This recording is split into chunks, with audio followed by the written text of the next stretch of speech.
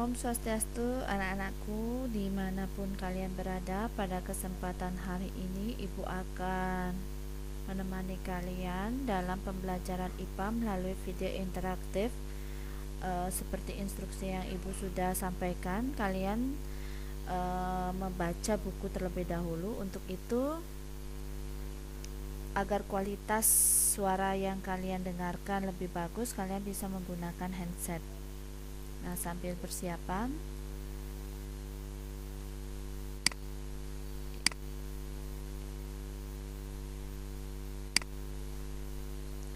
nah, Kadek Seri Dwijantari, Ibu akan menemani kalian dalam pembelajaran KD 3.2 menganalisis gerak lurus, pengaruh gaya terhadap gerak berdasarkan hukum Newton dan penerapannya pada gerak benda dan gerak makhluk hidup.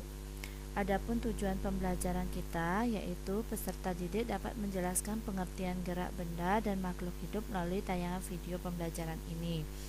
Setelah melihat tayangan video pembelajaran, peserta didik diharapkan mampu memberikan contoh gerak dalam kehidupan sehari-hari. Nah, perhatikan anak-anak. Ibu yakin semua anak-anak pernah bersepeda ya, melakukan aktivitas kegiatan bersepeda. Nah, ketika pedal sepeda dikayuh, sepeda akan bergerak dengan cepat. Sebuah benda dikatakan bergerak bila benda itu berpindah kedudukan terhadap benda lainnya, baik perubahan kedudukan yang menjauhi maupun yang mendekati, sehingga dikatakan gerak bersifat relatif berdasarkan titik acuannya. Jika acuannya sekolah, maka anak yang bersepeda dikatakan bergerak mendekati sekolah. Jika acuannya sepeda, maka anak tersebut dikatakan tidak bergerak terhadap sepeda. Sedangkan jika acuannya awan, maka dikatakan anak itu bergerak menjauhi awan. Nah, pengertian gerak itu sendiri adalah suatu perubahan tempat kedudukan pada suatu benda dari titik kesetimbangan awal. Oleh karena itu, sebuah benda dikatakan bergerak jika benda itu berpindah kedudukan terhadap benda lain, baik perubahan kedudukan yang menjauhi maupun yang mendekati. Jenis gerak bisa dibedakan menjadi gerak relatif dan gerak lurus.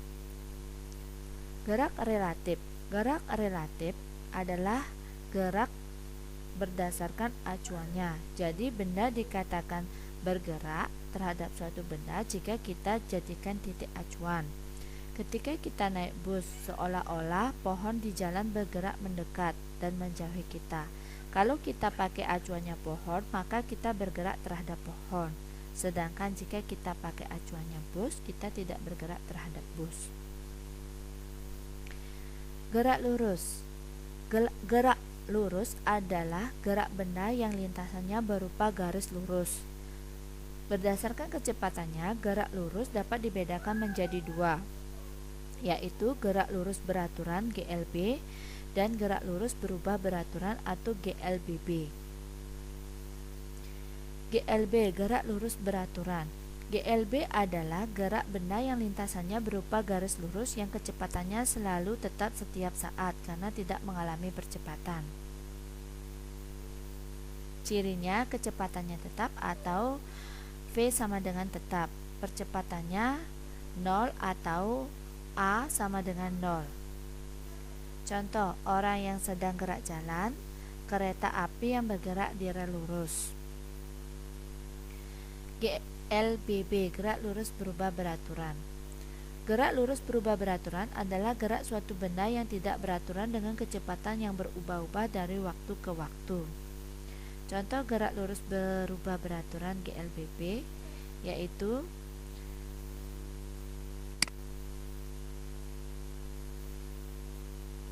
gerak jatuhnya tetesan air hujan dari atap ke lantai. 2. Mobil yang mula-mula melaju lurus menambah kecepatan seketika. Yang ketiga, mobil yang mula-mula berhenti karena lampu merah atau mulai melaju kembali setelah lampu hijau.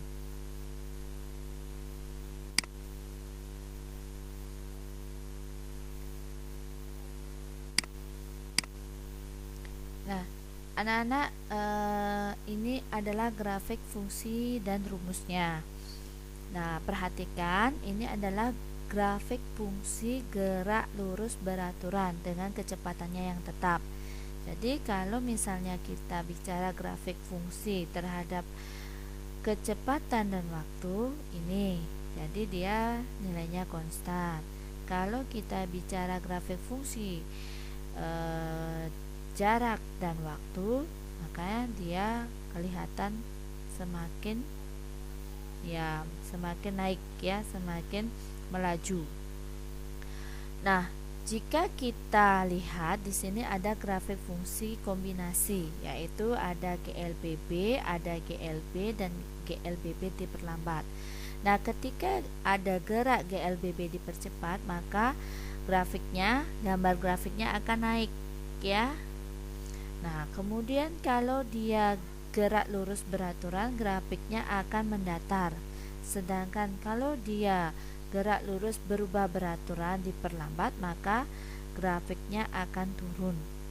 Nah, sesuai dengan rumusnya, maka S sama dengan V kali T.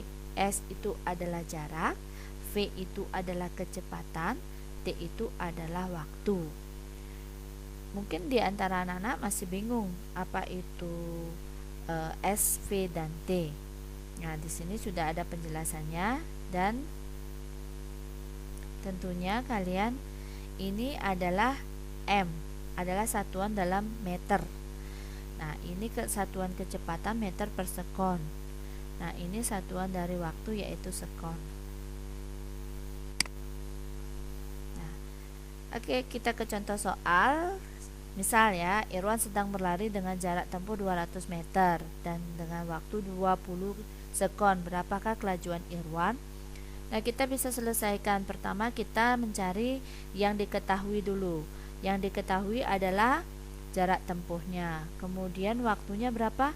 20 sekon. Jadi lintasan yang ditempuh sudah diketahui, selang waktu sudah diketahui juga. Tinggal memasukkan dalam perumusan. Yang dicari adalah kelajuan. Jadi cukup dua